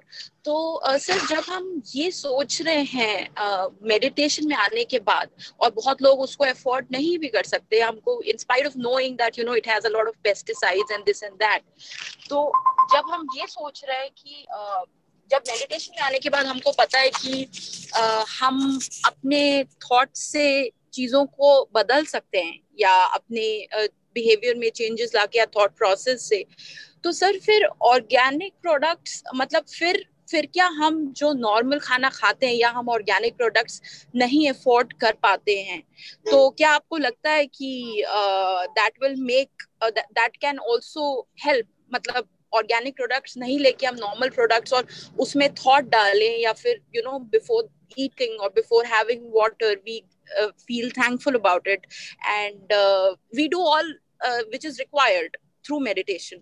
तो मतलब agreed. I understand your question. Look, हम सब अपनी spiritual journey के various levels पे हैं, right. To से कि मैं स्पिरिचुअली इवॉल्व हूं और मैं मेडिटेशन करता हूं इसलिए मैं कुछ भी केमिकल युक्त या कुछ भी पॉइजनस चीज ले लूंगा और मेरे शरीर पे बुरा प्रभाव नहीं होगा, ये सबके लिए सेम आंसर नहीं हो सकता है। True right. सो ऑटोबायोग्राफी में एक चैप्टर आता है जिसमें गुरुजी ने लिखा है कि एक त्रिलंग स्वामी है जो एक बहुत कई साल वो थे और वाराणसी में रहते थे और पानी के अंदर भी रहते थे। तो उनको एक डिवोटी ने चूने का भरा हुआ एक पूरी बाल्टी पिला दी थी बोल के कि ये दही है, पर वो स्वामी थे और बहुत स्पिरिचुअली इवॉल्व थे, वो चूने का पूरा मतलब वो बाल्टी भर के चूने का जो है वो भी उन्होंने, उनके शरीर ने उसको हैंडल कर लिया। बट सपोज मैं कहूं कि मैं चूने से भरा एक गिलास भी ले लूंगा और मेरा शरीर हैंड, तो ये मेरे लिए ये सही नहीं है, राइट। सो एक नॉर्मल व्यक्ति के लिए तो वो पॉइजन है, अगर केमिकल्स हैं तो शरीर को कहीं ना कहीं इफेक्ट कर रहे हैं, या हम खुद क्लेम करें कि हमारी स्पिरिचुअल डेवलपमेंट उस लेवल की हो गई है कि मेरे को कुछ अफेक्ट नहीं कर सकता। Thought process wise it's a good concept कि मैं कुछ भी खाता हूं और मैं ये सोच के खाऊं कि जो चीज मेरे शरीर के लिए ठीक नहीं है वो बाहर चली जाएगी, मेरे शरीर को बुरा असर नहीं करेगी, हम ऐसा सोच के खा सकते हैं, वो अच्छा है। बट टू से कि ये चीजें हमारे शरीर को इफेक्ट नहीं कर रही हैं, ये शायद पूरी तरह से सबके लिए सेम सच नहीं हो सकता। इट्स लाइक सेइंग कि मैं अपनी थॉट्स रखता हूं कि मैं आग में अपना हाथ डाल रहा हूं पर ये नहीं जलेगा बिकॉज मैं स्पिरिचुअली इवॉल्व हूं। क्या हम ऐसा कर सकते हैं? How many of us can claim that? No, नहीं कर सकते ना। तो सर्टेन लेवल पे अगर हमारी हवा, हमारा पानी, हमारा खाना दूषित है, पॉइजनस है, तो एज ए सोसाइटी वो सबको नुकसान पहुंचा रहा है, राइट। इसमें कोई बहुत बड़ी रॉकेट साइंस नहीं है कि हम इसको मानते नहीं है या समझ नहीं सकते हैं। It's very simple. तो जो केमिकल्स हमारे शरीर के लिए नहीं बने हैं वो अगर हम उसमें डालेंगे तो वो नुकसान पहुंचाएंगे, राइट। तो इस सबको हमें कोशिश करनी चाहिए कि खाना और जो है उसको, और जो इसके अलावा हम अपनी धरती को नुकसान भी तो पहुंचा रहे हैं ना केमिकल्स डाल डाल के। डेफिनेटली। और जितने मतलब मेरा सर बस ये पर्सपेक्टिव जानने का था, मतलब of course I agree with what you are saying totally, definitely 200%। बस मेरा ये जानने का मतलब ये था कि हम मतलब जो लोग अफोर्ड नहीं कर सकते, अगर हम किसी स्टोर पे जाते हैं और हम फार्मिंग भी नहीं कर रहे हैं, हाँ, फार्मिंग भी हम नहीं कर पाते और हम स्टोर पे जाके भी नहीं ले। सो किचन गार्डन्स, कम्युनिटी फार्मिंग, ये उसका आंसर है। Plus put pressure on your farmers, on your store keepers कि आप ज्यादा से ज्यादा ऑर्गेनिक की तरफ बढ़ें। आप इमेजिन करें कि अगर सारा कंट्री ही ऑर्गेनिक फार्मिंग करे तो हमें अलग से क्यों करना पड़े। आप आफ्टर ऑल ये जब ग्रीन रेवोल्यूशन आया तभी ये केमिकल्स डालने शुरू किए। सपोज 1950 से 1960 से पहले तो फार्मर्स इतने केमिकल्स नहीं डालते थे। ये गवर्नमेंट्स ने और एग्रीकल्चरल यूनिवर्सिटीज ने ही सिखाया फार्मर्स को कि ये केमिकल डालो, ये पेस्टिसाइड डालो, ये इंसेक्टिसाइड डालो। तो हम वापस एग्जैक्टली ऑर्गेनिक प्रोडक्ट्स भी तो बता सकते हैं ना उनको। पर सर सिक्किम अभी भी ऐसा स्टेट है जहाँ पे कोई भी fertiliser so there are some areas, Sikkim is one of them. And I recently read कि यूपी में बुंदेलखंड एरिया को भी ऑर्गेनिक डिक्लेयर किया है उन्होंने, चीफ मिनिस्टर ने। ये चेंजेस आ रही हैं, बट हमारा भी प्रेशर होना चाहिए बाकी लोगों पे, और जब तक नहीं होता तब तक खुद की रूफटॉप गार्डनिंग और किचन गार्डनिंग तो हम सब कर सकते हैं। और सर बायोलॉजी ऑफ बिलीफ ने बताया है कि जरूर यस सर, टॉक्सिन और थॉट, ये तीनों में सबसे मेजर काम है थॉट का, पर टॉक्सिन भी बकायदा हमारी बॉडी पे हर चीज की अपनी अपनी इम्पोर्टेंस है। तो वी कांट से कि सिर्फ थॉट से काम करेंगे और फिजिकल उसको नहीं करेंगे। ये आई थिंक पूरी तरह से सबके लिए ठीक नहीं होगा। या हम हो कि हम उतने इवॉल्व योगी हैं जो हिमालयस में बर्फ पे भी बिना कपड़ों के हम उतनी लेवल की मेडिटेशन कर रहे हैं और शरीर हमारे इतने पक्के हो गए हैं, तो उतना लेवल या तो अचीव करें फिर ट्राई करें कि कोई चीज अफेक्ट करती है कि नहीं करती है। जिनको भी क्वेश्चंस पूछना है वो हैंड रेज। Right sir.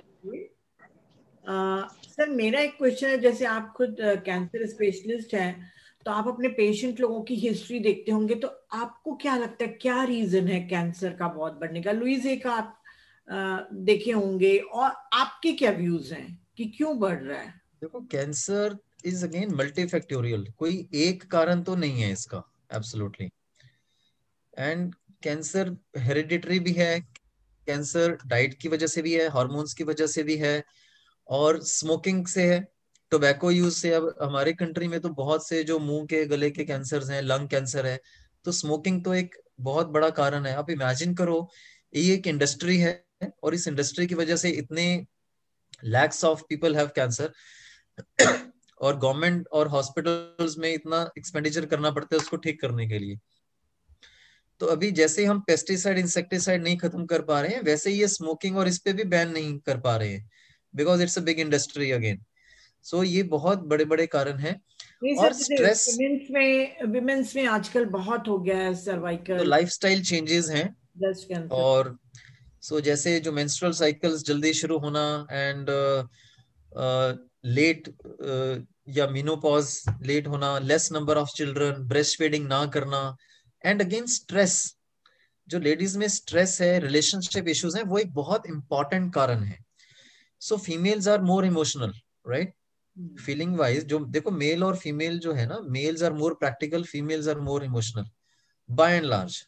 ठीक है, इंडिविजुअल लेवल पे कोई कैसे भी हो सकता है, बट मेजॉरिटी ऐसे है। सो वो ज्यादा इमोशनल है, ज्यादा एक्सपेक्टेशंस हैं, ज्यादा स्ट्रेस लेती हैं, ज्यादा एंग्शियस रह सकती हैं, और रिलेशनशिप इश्यूज में वो ज्यादा सफर करती हैं। और I have seen lot of cases जहाँ पे बिकॉज ऑफ रिलेशनशिप प्रॉब्लम्स, और स्पेशली लाइक स्पाउस की जैसे डेथ होगी, तो within 2-3 years lot of जो ग्रीफ से ओवरकम नहीं कर पाते हैं, lot of people are not able to move on to into their normal life after losing their spouse. तो वो एक हार्मोनल इम्बैलेंस जो क्रिएट होता है, और जैसे मैंने इम्यूनिटी और उसका सारा एक्सेस आपको बताया, जो हार्मोनल इम्बैलेंस, लो इम्यूनिटी होगी तो कैंसर सेल्स को वो चेक नहीं कर पाएंगे, एंड कैंसर डेवलप्स।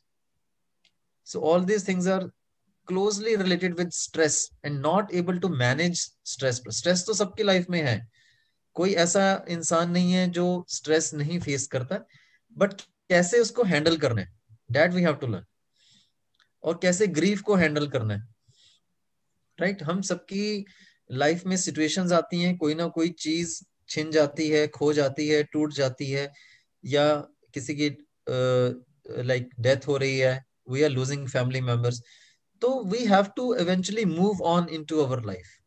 जब उस ग्रीफ को हम बहुत गहरे उसको कैरी करते रहते हैं लगातार ओवर मंथ्स एंड ईयर्स, तो that hurts us internally and causes lot of diseases and depressions. तो ये हैंडल करना भी हमें सीखना है। एक्सेप्टेंस, सरेंडर, ये क्वालिटीज भी जो है ये भी सीखनी है। लॉट ऑफ टाइम हम किसी सिचुएशन को एक्सेप्ट ही नहीं करते हैं कि मेरे साथ क्यों हो गया, ये तो होना ही नहीं चाहिए था।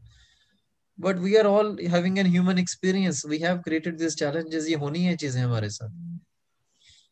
सो उस समय एक्सेप्टेंस और surrender helps us. Ultimately it comes down to all this, accept, surrender, unconditional love, not to expect too much of expectation. फिर वो नहीं होता हमारे साथ, expectations are not met and we feel bad and sad about it, right? और कोई question पूछना चाहेगा? शारदा जी आप कुछ पूछना चाह रहे हैं?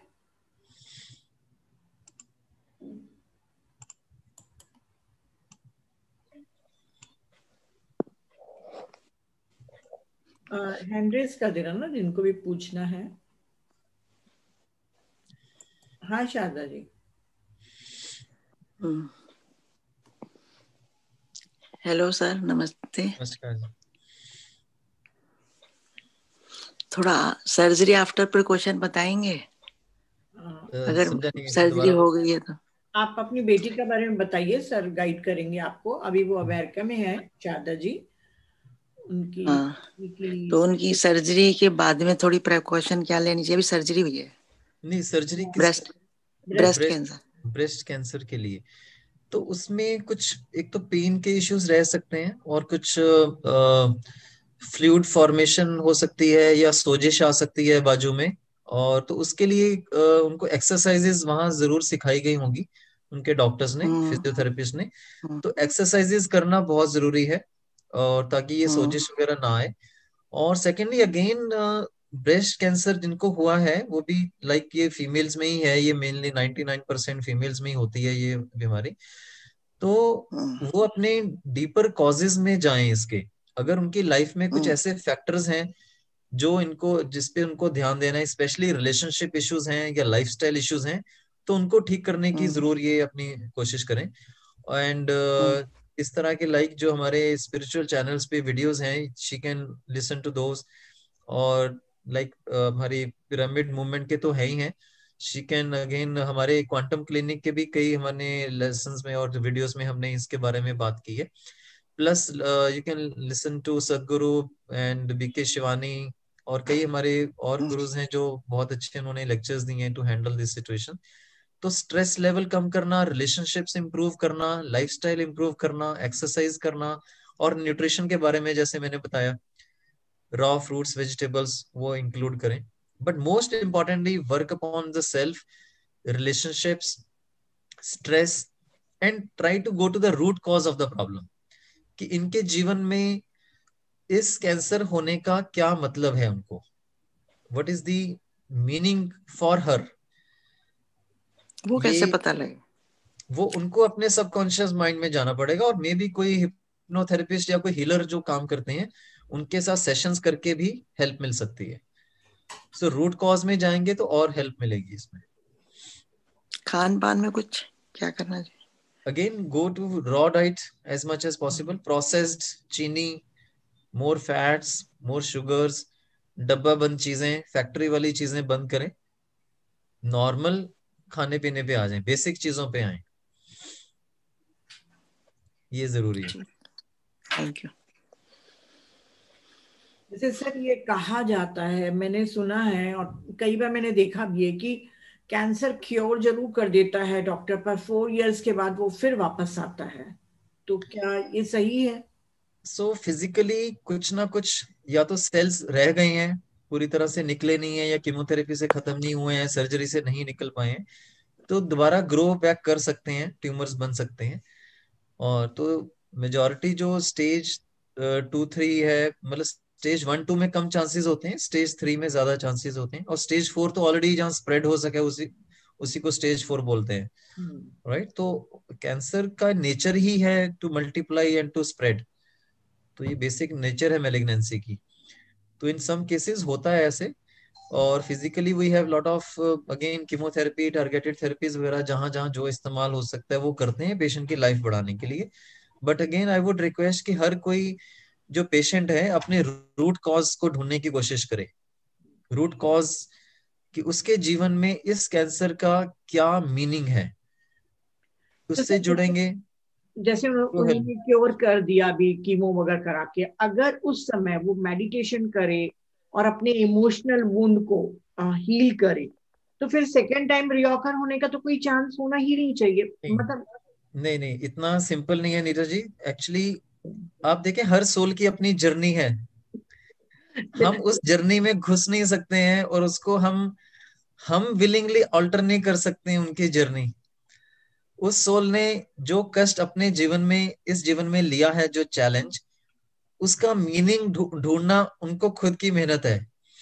बाकी लोग हेल्प कर सकते हैं बट करना उनको पड़ेगा, उसकी रूट कॉज में जाना, उसके लेसन्स लर्न करना। पर मेरा ये मानना है कि अगर हम कोई लेसन लर्न कर लेते हैं तो उस चैलेंज की आवश्यकता नहीं रहती है। बिल्कुल बिल्कुल बिल्कुल सही, वो वहीं पे ही खत्म हो जाता है, खत्म हो जाना चाहिए, है ना, प्रैक्टिकली खत्म हो जाना चाहिए। बट अगेन ये उनकी जर्नी है, हम उनकी जर्नी में हेल्प कर सकते हैं, चेंज उनको करना है खुद। हाँ वही मैं कह रही ना कि अगर वो इमोशनल वुंड अगर अपना साफ कर लिए, अपना सब हील कर दिए, तो फिर वो सिचुएशन क्यों आएगी उनके पास। हाँ, नहीं आनी चाहिए, बिल्कुल सही कह रहे हैं आप। मेरा तो सोचना है। चलिए सर। हाँ हाँ पिंकी। सर एंजाइटी, डर, उसको कैसे कम किया जाए सर? देखो, एंजाइटी भी एक नेचुरल फीलिंग है। कोई लाइफ में ऐसी इवेंट है या चैलेंज है या कोई ऐसी घटना या रिलेशनशिप्स में कुछ हो रहा है जिससे हमें डर पैदा हो रहा है, तो ये पास्ट लाइफ से भी आ सकता है, बचपन से आ सकता है, और इस लाइफ की घटनाओं से भी पैदा हो सकता है जो हमने सीखा है। तो एक तो फिजिकली जो भी हम उसको कर सकते हैं उस डर को खत्म कर। दूसरा, हमने जो भी टेक्निक्स की बात की है, meditation itself, relaxation techniques, forgiveness, जो चीज आपको डरा रही है या तो वो काम को कर लिया जाए, राइट। आपने देखा होगा कई कॉर्पोरेट ट्रेनर्स हैं, वो जलते कोयले पे चलने को कहते हैं, राइट। कहते हैं ना कि एक बार आप अंगारों पे भी चल जाओ तो वो डर निकल जाता है ना। आप यू बिकम स्ट्रोंगर। अब हम अपनी वीकली मंथली व्रत रखते हैं, उससे हमारी विल पावर स्ट्रांग होती है, right. So these are methods to increase the will power. So similarly जो डर हैं, आप आइडेंटिफाई करें आपके क्या डर हैं, और उन डर पे उनको ओवरकम करने के लिए हमें पहले जरूरी है उसको आइडेंटिफाई करें। फिर ये सारे टूल्स हैं। Forgiveness is one of the tool, not expecting is one of the tool. अपनी इनर नेचर को जानना कि मैं एक बहुत शक्तिशाली आत्मा हूं और यूनिवर्स मेरी पूरी रक्षा कर रहा है और मुझे सारा प्रोटेक्ट कर रहा है। मान लो जॉब जाने का डर है, वो क्यों है? क्योंकि मुझे लगता है कि मेरे से कुछ छिन ना जाए, उसमें मेरी एक्सपेक्टेशन जुड़ी है। और मेरे एक यूनिवर्सल लॉ है कि universe is looking after me always, I am always protected by divine light, right. So अगर यूनिवर्स मेरी पूरी प्रोटेक्शन कर रहा है, तो जॉब और no job I am always protected, मेरे जीवन का निर्वाह चलता रहेगा, because I am protected by the divine, the universe. तो फिर वो डर की जरूरत रहेगी क्या? So gaining knowledge of your true potential, आपके सोल इज इनडिस्ट्रक्टिबल, राइट, उसको कोई नुकसान नहीं पहुंचा सकता है। सो अगर हम इतने प्रोटेक्टेड हैं तो हमें डरने की जरूरत नहीं है। अगर हमारे पास अबंडेंस है तो हमें डरने की जरूरत नहीं है। अगर मुझे किसी से कुछ चाहिए ही नहीं, आई डोंट एक्सपेक्ट एनीबडी, तो दूसरा मेरे को कैसे नुकसान कर सकता है? तो फिर डरने की जरूरत नहीं है। So by gaining all this knowledge, by meditation, by forgiveness, by using relaxation techniques, by overcoming those fears with the physical methods, जैसे मैंने बताया कि उस काम को कर लो जिस काम से डर लगता है, राइट, तो डर निकल जाता है। तो ये, बट अगेन आप हीलर्स की हेल्प ले सकते हैं अगर कोई पर्टिकुलर डर है, और कई डर हैं जो वो पास्ट लाइफ से आते हैं, वो भी हम सबकॉन्शियस माइंड में जाके जब हिप्नोथेरेपी के सेशंस होते हैं वहां से भी हेल्प हो सकती है उनको रिलीज करने में। किसी पर्टिकुलर इवेंट से आ सकते हैं वो पुरानी लाइफ की, तो उसको सेपरेटली डील किया जा सकता है with the help of healers. या okay, thank you so much sir. हाँ कांक्षा जी, थैंक यू पिंकी बेटा। Thank you so much ma'am. Hello sir. Hello sir मेरा मतलब मैं आपको एक अभी सिचुएशन जो मेरे साथ चल रही है मैं उसके बारे में बताती हूँ। मेरी मॉम का करीबन 10 साल पहले ऑपरेशन हुआ था। उनकी 2 हार्ट ऑपरेशन हो चुके हैं। तो एक था जो 10 साल पहले हुआ था और अभी ऐसा है कि डॉक्टर ने बोल दिया कि एक और ऑपरेशन नहीं हो सकता, मतलब अभी जब प्रॉब्लम बढ़ रही थी। सो इट्स लाइक डॉक्टर ने तो गिव अप कर दिया, अब जो भी है तुम्हें खुद ही करना है, मतलब जो भी है ट्रीटमेंट। मतलब उनको ब्लोटिंग होती है जिसके कारण हर्निया प्रॉब्लम हो रहा है, उनको शुगर है, सेल्यूलाइटिस बार बार उठ जाता है।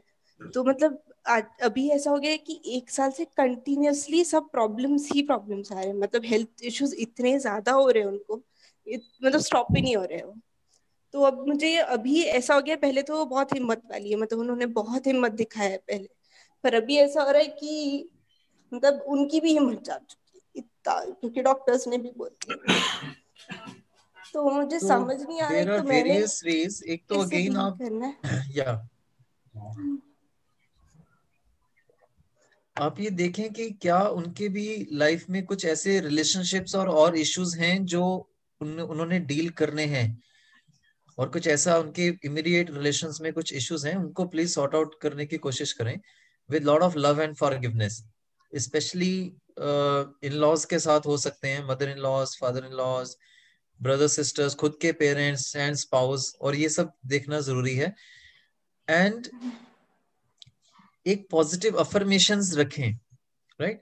देखो इवेंचुअली एक फिजिकल बॉडी जो है ना, that has to go away at some point of time. We have to accept this truth. Earth plane पे सोल ने जो फिजिकल बॉडी ली हुई है, we have to leave it and go at some point of time. This truth we must accept, all of us. We cannot escape this. चाहे आप देखो जितने हमारे अवतार भी हुए हैं, उन्होंने भी जो शरीर धारण किए हुए थे वो भी उन्होंने they gave up those bodies, right? हाँ सर So वो this ठीक है, is पर ये our continuously no 1 no no साल listen से वो चल रहा है, no no no मतलब उनके इट इज। challenges जो है ना, look, हर soul knows her challenges. तो try to identify the challenges जो इमोशनल और जो रिलेशनशिप चैलेंजेस हैं, they are the most important one. कोशिश करो वो फॉरगिवनेस और अनकंडीशनल लव के साथ इसी लाइफ में हम उसको सॉर्ट आउट करें, राइट? जितना भी हम कर सकते हैं अपनी कोशिश के साथ। If she understands all this concepts, तो try to forgive everybody and try to develop good bond with the जितने भी क्लोज रिलेशंस हैं, फॉरगिव करें और एक अनकंडीशनल बॉन्डिंग उनके साथ क्रिएट करें। एंड फिजिकली जितनी भी इंप्रूवमेंट हो सकती है with the help of medicine वो तो करनी चाहिए। And specially what you can do is आप किसी और कार्डियोलॉजिस्ट की और डॉक्टर की भी एक बार कंसल्ट करें किसी एक दो सर सेंटर्स में। You must have done that, but maybe कई बार क्या होता है कि some doctor is too busy to look after two sick patient, जिनके साथ वो डॉक्टर्स भी देखो after all are human being, sometimes we give up because हमें लगता है कि इसके बियॉन्ड मैं नहीं सोच पा रहा हूँ, नहीं कर पा रहा हूँ। Maybe some other doctor can help you in a small way, कुछ और फायदा हो सकता है। प्लस ध्यान से और इन मेथड्स के साथ जो भी वो कर सकती हैं वो जरूर करें साथ साथ में। एंड ऑफ कोर्स जितना भी बेनिफिट है या होता है या नहीं होता, वो उनका चैलेंज है उनकी लाइफ का। आप भी look as a daughter you can help her, you don't control. हम यूनिवर्स के डायरेक्टर्स नहीं है कि हम सबकी लाइफ सारे सोल्स को हम चलाएं कि ऐसा होना चाहिए या ये ठीक होना चाहिए, ये हमारे इच्छा से स्वस्थ हो जाए, ये वो स्वस्थ हो जाए, वैसा नहीं होगा। उनका अपना एक जर्नी है, उसमें हम हेल्प कर सकते हैं, बट अगेन हम उसको हर चीज अपने मुताबिक चेंज नहीं कर सकते। एक एक्सेप्टेंस भी चाहिए इन दी एंड। वही सर एक्चुअली वो भी आजकल उनको मेंटली अफेक्ट हो रहा है, ये सब चीजें पहले नहीं होता था तो ठीक है, मतलब हिम्मत रहती थी, अब मेंटली ऑल जब ऑफ अफेक्ट यू, करने लग हाँ, गए। सो विद देखो ऑफ कोर्स सारे फैमिली मेंबर्स का बहुत लव एंड सपोर्ट तो पेशेंट को चाहिए ना, वो तो आप सब है लोग सर, हाँ कर ही सब रहे हैं, बट इन द प्रोसेस आप you are getting affected, isn't it? So it's your expectation कि आपकी मदर इमीडिएटली ठीक हो जाए, वो ठीक नहीं हो रही है तो आपको दुख पहुंच रहा है। So this is how हम humans we are operating. क्या हम ऐसा कर सकते हैं कि हम उनकी हेल्प करें बट अपने अंदर एक एक शांत और पीसफुल एक खुशी का माहौल अपने अंदर इंटरनल एनवायरनमेंट क्रिएट रखें? अदरवाइज आप क्या कर रही हैं, आप अपने आप को बीमार कर रही हैं सोचकर, isn't it? So आपको उनकी हेल्प करनी है, खुद बीमार नहीं होना है. So in the process you are getting affected because हम इतने attached हैं और हमारी इतनी expectation है कि हम दुख ले रहे हैं. Again it's your choice. Although ये कहना आसान है, करना मुश्किल है, बट आप अपना भी ख्याल रखें इस प्रोसेस में. बिल्कुल ठीक कह रहे हैं सचिन सर, आप उनके इमोशंस एब्जॉर्ब कर रही हैं. हाँ Renu ji, thank you. Sadhana ji, Akanksha Renu ji unmute करिए. दिखा सकता हूँ कि वो. हेलो, नमस्कार. आवाज आ रही मैम? या आवाज आ रही है आपको, बट आपका वीडियो ऑन नहीं है. वीडियो ऑन नहीं. हाँ जी, नमस्ते sir. Gratitude for this session. मेरे को ये वो जो आपने हाथ वाला वो एक्सरसाइज बताइए, एक बार दोबारा बता दीजिए, हाथ की जो बताया था. ओके, वो एक बड़ा सिंपल मेथड है कि हम you just have to imagine कि आप अपने बाएं हाथ में ईश्वर की जो हीलिंग रेज हैं वो आप रिसीव कर रहे हैं, राइट? कि इस हाथ में आपने रिसीव की, रेज आई, फिर आपकी बॉडी में वो रेज हैं, उसकी ताकत है, और इस हाथ से यहां से आप वो रेज को रिलीज कर रहे हैं. यहां से वो रेज जा रही हैं जहां कहीं भी आप भेजना चाहते हैं, चाहे आप अपने शरीर के ही किसी अंग पर भेजना चाह रहे हैं या किसी और व्यक्ति के को हीलिंग भेज रहे हैं आप. So this is a method of energy healing या प्राणिक हीलिंग, कि हम ईश्वर से रोशनी हीलिंग की ले रहे हैं और दूसरे हाथ से दे रहे हैं, राइट? और ये सिर्फ आपने अपनी कल्पना से, अपनी इमेजिनेशन से, अपनी सोच के साथ ही ये करना है कि ये हो रहा है. सिर्फ इतना विश्वास रखना है कि ये हो रहा है, तो वो होगा. Thank you sir. Thank you. Thank you.